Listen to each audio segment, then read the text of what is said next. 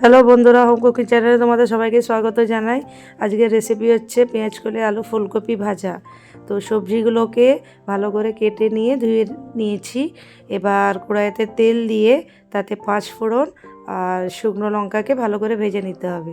এখন তো শীতকাল, সব বাড়িতেই পেঁয়াজ কলি আসে। আমারও পেঁয়াজ কলি খেতে খুবই ভালো লাগে, তাই দেখালাম এই রেসিপিটা। তোমরাও ট্রাই করো, ভালো লাগবে তোমাদেরও। তো ভালো করে ভাজা হয়ে গেছে 5 ফোড়ন আর শুকনো লঙ্কাটা।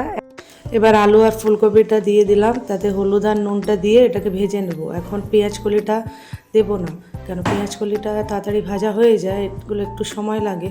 তাই আগে এগুলোকে একটু ভাজা ভাজা হয়ে গেলে তারপরে পেঁয়াজ কলিটা দেবো।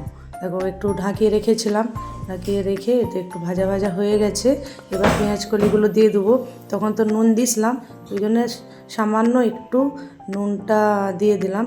এবার সব সবজিগুলোকে একসাথে ভালো করে ভেজে নেব। তো পেঁয়াজ কলি দিয়ে তোমরা কি কি সবজি খেয়েছো একটু আমাকে জানাবে, আর আমাকে লাইক আর সাবস্ক্রাইব করবে, তাহলে আমি আরও ভালো ভালো রেসিপি তোমাদের সাথে শেয়ার করব। এবার আমাদের এই তো ভাজাটা একদম ফুল কমপ্লিট হয়ে গেল। দেখে তোমরা বুঝতেই পারছো ভাজাটা হয়ে গেছে, আর খুব সুন্দর লাগছে দেখতেও। তো এটা ভাত ডাল দিয়ে সিম্পল খাবার, খুবই ভালো লাগবে। তোমরাও ট্রাই করো। ভালো খাও, সুস্থ থেকো, টাটা।